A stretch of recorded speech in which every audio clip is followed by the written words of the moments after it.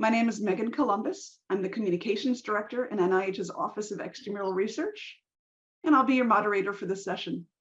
Our presenters today are both experts in sharing policies from the NIH Office of Extramural Research. Our first presenter will be Dr. Nonya Harvey, followed by JP Kim.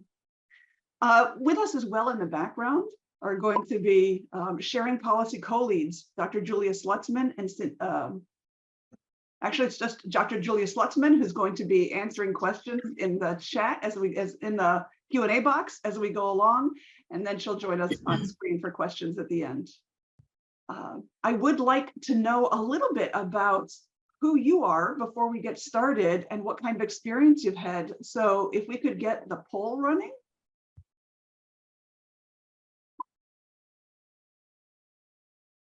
All right, can you tell me if you're a researcher, a research administrator, or if you hold another position? And what we're most interested in really is how much you've been involved with the sharing of genomic data, which is the focus of this session, and research tools, model organisms, or if you've never been involved in any of those things. And let me give you just a minute to respond.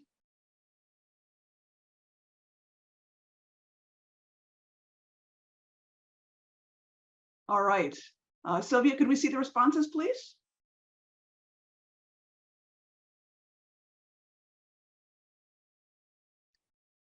Okay, interesting, right? So it's a little surprising that we have more research administrators here than researchers. That's great to know. I love that.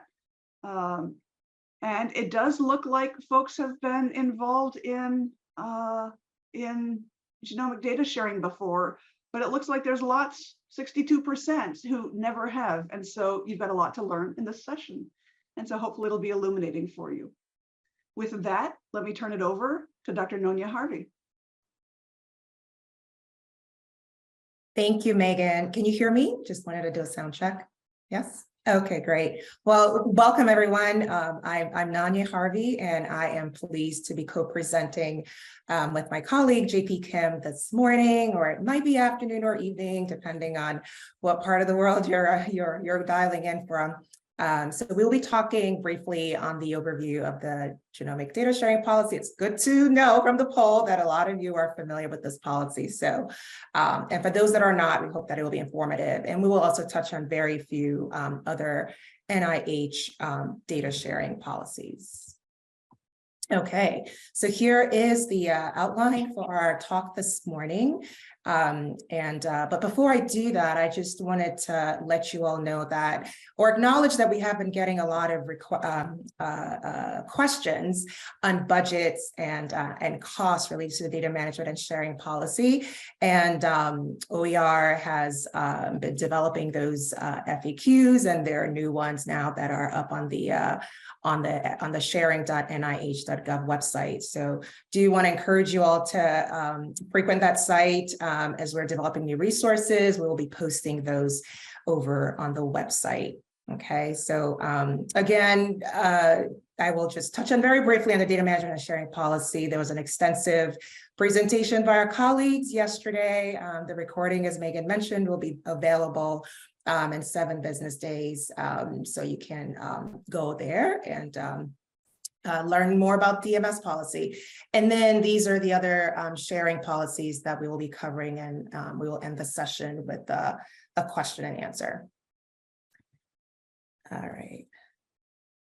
Okay, so NIH has a longstanding history and commitment to data sharing, as you can tell from this milestone, the timeline here, right? So it's got lots of data sharing initiatives and milestones, and we are not covering all of them, so no worries there, but we will definitely touch on the research tools policy that dates as far back as 1999, and fast forwarding to today, almost over 20 years later, right? We're here now with the DMS, the data management and sharing policy that went into effect just last week. So I hope that this gives you sort of an appreciation of NIH's commitment to fostering and promoting data sharing to advance scientific research. So now, just really quickly on the DMS policy, the there are only two requirements for this policy. So one is the first requirement is the submission of data management and sharing plan with the application. And that is to describe the what type of data type, the when, the where, and how the data will be shared. And the second requirement is compliance with the approved plan by the funding NIH Institute Center and Office. And this may affect future funding as well. The DMS policy applies to all NIH research that is generating scientific data.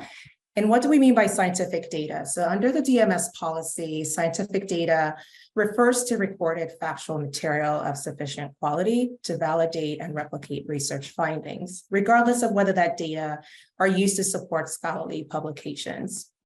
It does not include lab notebooks, preliminary analyses, peer reviews, and physical objects. So in terms of timing for when to share data, there are two time points, whichever one comes first. So either by no later than the publication date in a peer-reviewed journal, or by the end of the award for unpublished data. So whichever of those two time points come first.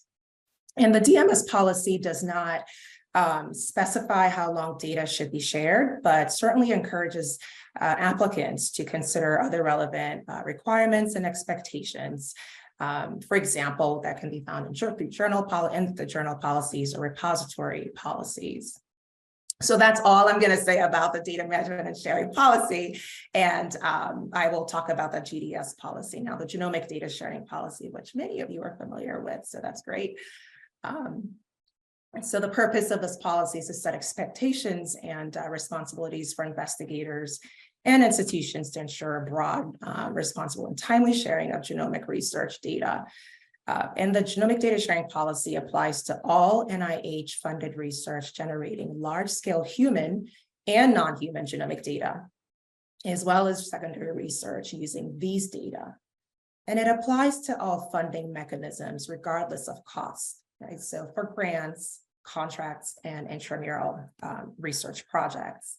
And this policy went into effect for competitive grants in January 25th, 2015, and for the intramural, August 31st of the same year. So there are two ways to access human genomic data. And under the GDS policy, one is through unrestricted access, and those data are data that are publicly available to anyone, right? And the other way is through controlled access. And in this case, investigators have to obtain approval from NIH data access committees in order to use the data from NIH designated data repositories such as dbGaP. So to ensure that the appropriate and responsible use of genomic data, protection for research participants have been built into the process for submitting and accessing human genomic data. So for human genomic data to be submitted in an NIH NIH designated data repository, an institutional certification needs to be provided. So this is signed off by the investigator and the citing official, assuring the appropriateness of the data submission, and also needs to include any applicable data use limitations on this. And so the data gets submitted to in the repository as either unrestricted access data or controlled access data, depending on the repository and the data type. And in terms of access, investigators must submit a data access request. And this is where they have to describe their intended use of the data. And this is co-signed by the institution and an agreement to terms of use and the data use certification. So the PI also agrees to the code of conduct. This data access request is approved. It's reviewed and approved by the data access committee. So they review it for appropriateness and also verify the PI credentials and review for any potential for group harm such as stigmatization. And so that's just in a nutshell, the process for submitting and accessing data. And I wanted to point out also that, you know, the genomic program administrators who are NIH program staff that support the study registration and study submission process, their contacts are available on the sharing website, and NIH Data Access Committee for the different institutes are also their information are available on the sharing website if you have any questions. Okay. And just really quickly, the terms and conditions I had mentioned that the PI has to agree to in the data use certification, and you know, so that we're ensuring that they're responsibly accessing and using data. Just pointing out a couple things here that, you know, the investigators have to share the data only with individuals that are listed in the data access request. They need to report any violations under the GDS policy to the appropriate NIH Data Access Committee and provide annual updates to NIH on the research. So these are just a few of the terms and conditions that in the data use certification that can be also found on the website. Okay, so that was the brief overview of the GDS policy. So knowing what you know about the GDS policy and what you already know about the DMS policy, hopefully, I will now you know, go over sort of how both policies interact with each other, because again, research that is subject to the GDS policy and also the DMS policy have to meet expectations of both policies, right? So I will talk a little bit about that. So to reduce the administrative burden for applicants whose research is subject to both the GDS policy and the DMS policy, again, this is something that NIH heard from the community. NIH has gone ahead and harmonized certain aspects of the GDS policy with the DMS policy. And one of the main areas of harmonization is the support for a single data sharing plan. So no longer accepting a separate genomic data sharing plan, but just a single data sharing plan. And the NIH also published a request for information on some of the implementation changes for genomic data sharing plans. So this is a guide notice for that. And these are the links to what I just talked about. I'm not going to go into that in depth. But before I talk about, or as I talk about some of the areas or touch on some of the areas of harmonization between the two policies, what is not changing for the genomic data sharing or research that is under the subject to the genomic data sharing policy? So GDS policy consent expectations for sharing human participant data is not changing. That will not be affected by the DMS policy. Similarly, the timing for when to submit institutional certification, which should happen at just in time, that is also not changing. That remains the same. And the GDS timelines for data submission and release will not be affected by the policy. However, the latest possible time to submit data will be at the end of the award performance period. Also not changing or not affected by the DMS policy is the GDS expectations for the type of data to share and the amount of data to share, and indicating if a study should be designated as sensitive for the purposes of access to genomic summary results. That also will not be changing. So what is changing? Yeah, so submission of a single plan. We will no longer be accepting a separate genomic data sharing plan, but rather a single DMS plan that addresses both the GDS and the DMS policies. And this plan will be reviewed by program staff, not by peer reviewers.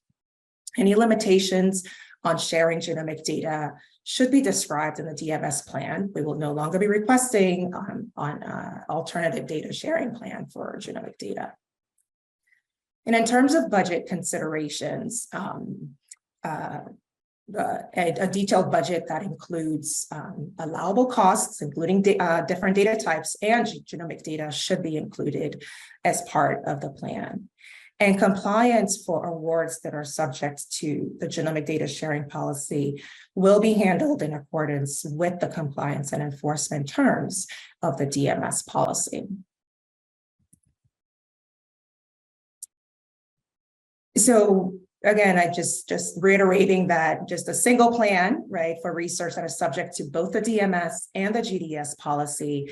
And just pointing out here, this is a screenshot from our website where we have provided instructions for how to include additional expectations for genomic data in the data sharing, data management and sharing plan. So we have call outs for those specific additional genomic data expectations on the website. So you can see this and other examples on the sharing.nih.gov website. And in terms of compliance, the approved DMS plan becomes a term and condition of award. And grantees will need to report progress on implementation of this approved plan in their research performance progress report. Just to note that we are in the process of updating the RPPR, so stay tuned on that. If any additional details are needed, it's important that that gets communicated with the NIH staff to help resolve issues early on with the DMS plan, and that's going to occur to the JIT process, and also provide an opportunity to potentially revise the DMS plan. But communication with the staff is very important. And finally, NIH reviews compliance annually. And failure to comply may result in an enforcement action and may affect future decisions as well. So here are two recent DMS policy supplemental notices. And the first one provides considerations for researchers as they plan human subject research and develop informed consent materials, right? So while this supplemental information provides a basic framework for considering how to protect privacy when sharing human participant data, it is not intended to replace the consent expectations of the GDS policy. And then the second one has to do with the supplemental information is about responsible management and sharing of American Indian and Alaska Native participant data. So on this note, I will pass the ball to JP to talk about the research tools policy. Thank you. Thank you, Nonya. I appreciate it. Hey, everyone. How you doing? I'm JP Kim with the NIH. I'm the NIH Extramural Data Sharing Policy Officer, and I'm going to talk with you about some of the older sharing policies. We're starting with the research tools policy. So, by the way, if you don't know, actually, sharing of research resources has been a long time thing of the NIH. It's actually even before 1976 where we actually had policies. So these are all expansions upon the basic policy. So with respect to the research tools policy, we call it the research tools policy. Basically, it came out in 1999. And so what happens is it actually consists of 4 principles. Basically, we want you to ensure academic freedom and publication, ensure appropriate implementation of the Bayh-Dole Act, which is if you have inventions and the like. We want to minimize administrative impediments to academic research so that basically the flow of research tools can actually go amongst the community, and ensure the dissemination of research resources developed with NIH funds, which is basically what I said before about research tools for the research community. Now, in addition to the principles in this research tools policy, there were actually guidelines. In other words, there were ways to share, because people were like, oh, these principles are wonderful. Could you tell us how? And so the guidelines actually were added to the principles to make the entirety of the research tools policy. Okay. Now, although we didn't touch on it, what happened was in 2003 was the first NIH data sharing policy, but on the heels of that came the model organisms sharing policy in 2004. And basically what happened was it's for any, so this policy applies for any applications and proposals that produced unique model or, model organism research resources. So what happens in this policy, similar to what we're doing now, is that you needed to include a sharing plan for distributing these research resources and or provide a justification as to why, this distribution is restricted or not possible. It applied to all extramural investigators funded by NIH grants, cooperative agreements, contracts, and even for SBIR and STTR awards. And just so you know, even though the old policy had a 500K threshold, the model organism policy did not have a 500K threshold. It was just for any applications that produced unique model organisms.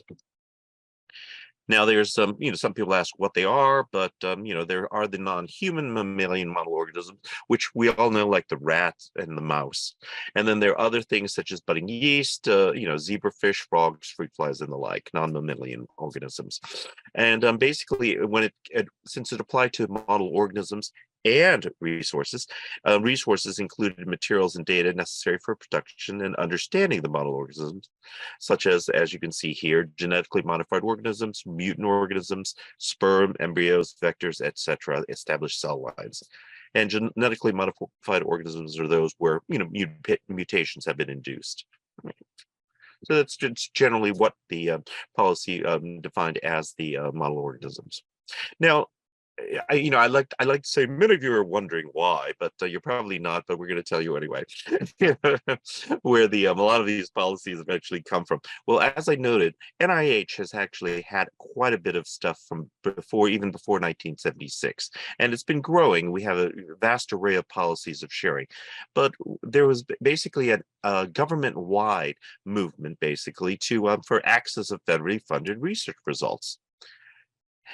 And basically what happens is here, as you can see in this table that is actually provided by one of our colleagues at the National Library of Medicine, there was in 2013, there was a memo, a public access memo that came out from the White House's Office of Science and Technology Policy.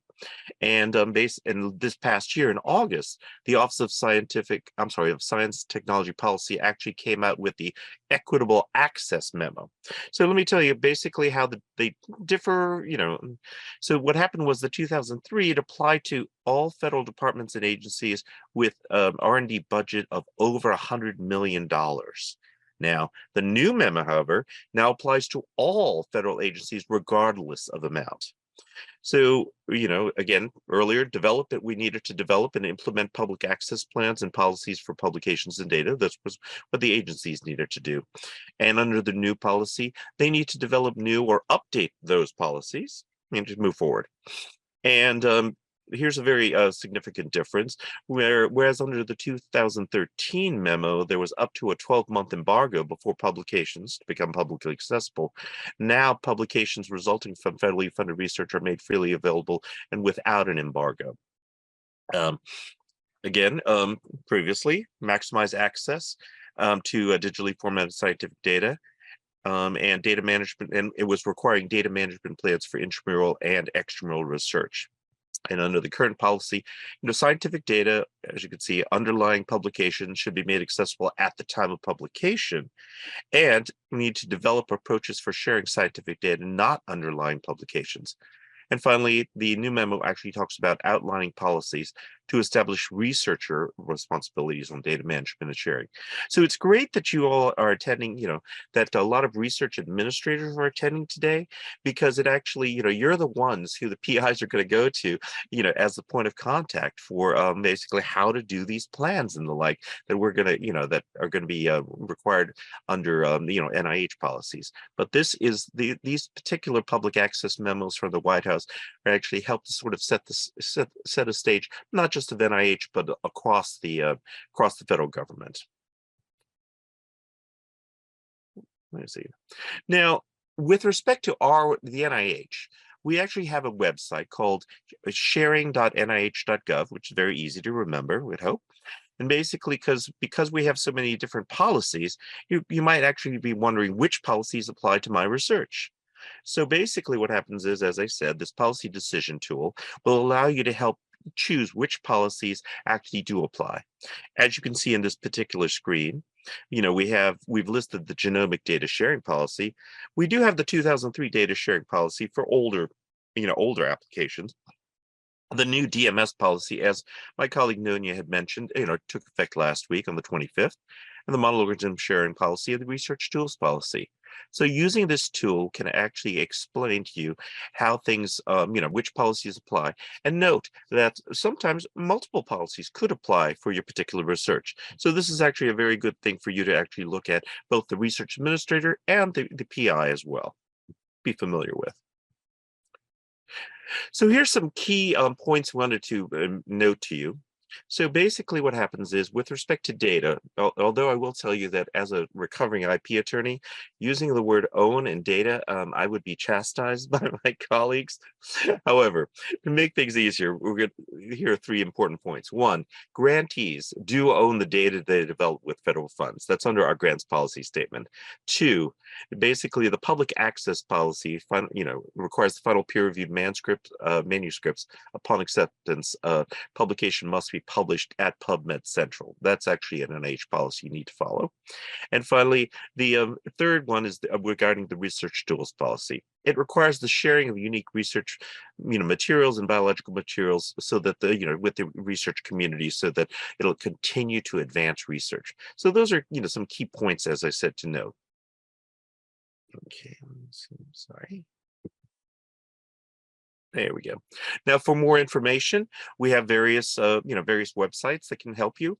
As I noted, the NIH Scientific Data Sharing website, that's sharing.nih.gov.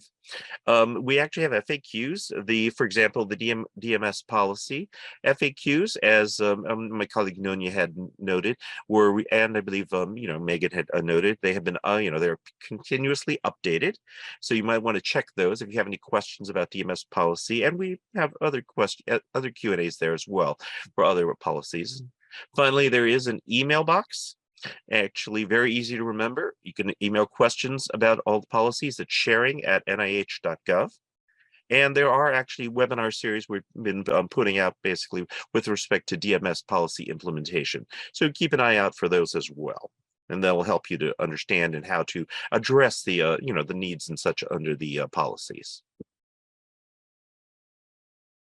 Now, okay, don't be alarmed by the long list. Basically, here when it comes to resources, I'm going to actually show them to you, and basically, they're great references. And when you have your what is it? You have your you'll have to be able to get the slide set. You can actually go to these. So the first one here is the final DMS policy. When the DMS policy was announced in October of 2020, as I said, it's effective as of January 25th of this year. That was the first one here. Okay, let me just highlight that. The next policy. I'm sorry, go ahead. I'm just wondering, so people have this slide and all these resources are available on the website. I wonder if we might do better to maybe answer their questions. That would be fine. Let me just, exactly. Let me just quickly just say, and the supplemental information, these were published the same day to add, for those initial questions. These other things are implementation and other slides, as Megan noted, that you can access, and they should provide you with additional clarity on how to move forward when you're actually, applying for funding. And these are just some of the general website, addresses that would be helpful for you. And I will now say thank you for your time, and we will now open it up for Q&A, as Megan actually had alluded to. So thank you very much, everyone, and hopefully, this will be a great session and very helpful for you. Okay, thank you. Thanks so much. Thanks so much, JP. One of the things we did when we built that sharing.nih.gov website is we tried to take the information that was in those policies and bring it on to the pages so that it's in a way that's digestible and easy for people to find. If you don't find that's the case, please let us know and we would be happy to adjust things. But let's go ahead and start getting to questions. How much time does the PI, do we have everybody on camera that we need to? Can we add Julia onto camera, please? And we can stop sharing the slides.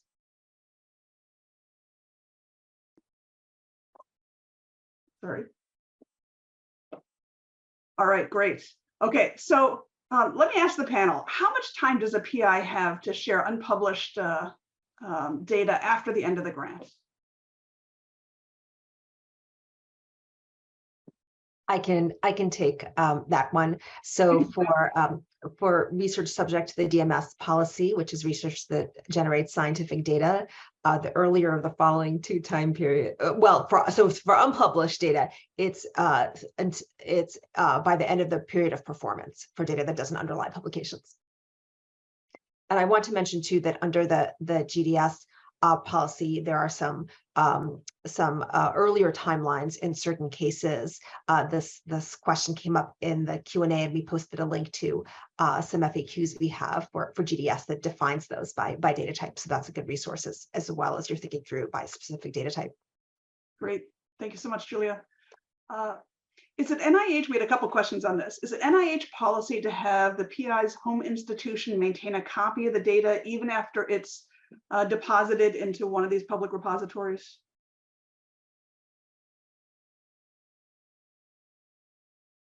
I can start with. Okay. Go ahead, Julia. Yeah. Thanks, Anya.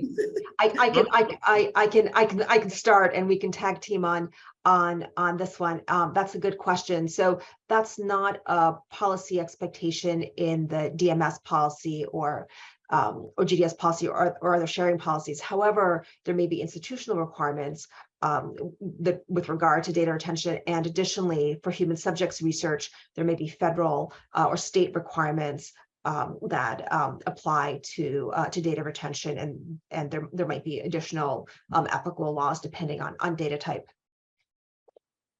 So a lot for PIs to consider when considering what the retention plan will be.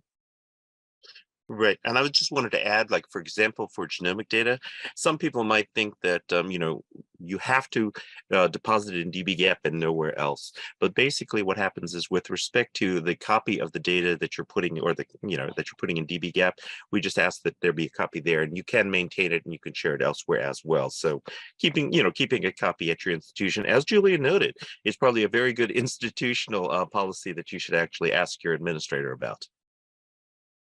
Thank you, Julia and JP. Diana is still a little bit confused about the answer. So after the grant ends, for how long must the data be published or maintained? So if it's a DMS policy, there is no specific guidance, I would say, in the policy that requires how long or specifies how long the data should be made available.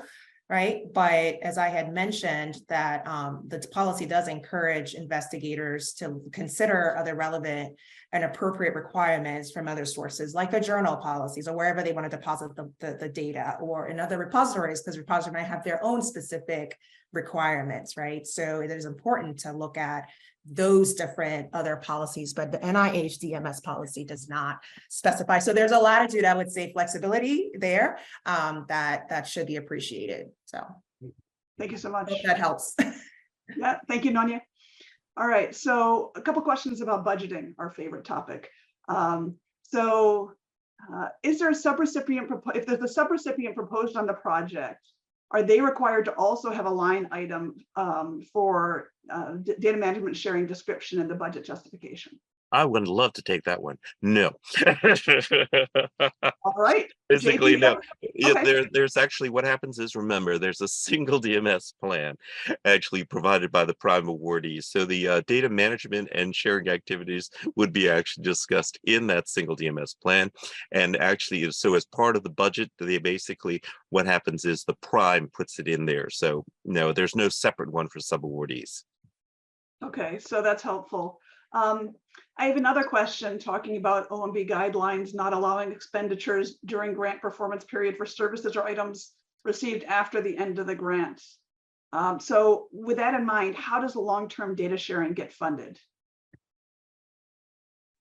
That's a really good question, and one that we've received from numerous stakeholders and are thinking about, and we'll learn more about through this implementation phase. However, at the current time, all costs have to be included in the application and in the budget during the period of performance. I think this will evolve. So as different repositories and service providers in the data sharing space get used to the policy, there's a variety of different kinds of arrangements and payment models for data storage. We realize this is a challenging space. All right, thank you, Julia. A couple of people have been asking about updated RPPR instructions, and I did just go and check in with our policy colleagues to see what the answer was, and they said the instructions are current as they are, and but they do expect that within the next within this year sometime those instructions will be updated. Megan, I just wanted to just mention that there is a grants mailbox. There are a lot of, I see a lot of budget questions and you know, costs and things like that, but just like we have the sharing at nih.gov mailbox for general questions and DMS. There is the grants policy at nih.gov mailbox that our colleagues Opera, who are experts on all things budget, can help address. So if that helps, you can just send your questions in, and then also their FAQs that just got released today on the website, specific to the budget and cost questions that you may have. So just wanted to mention that. Great, no, great comment, Nanya.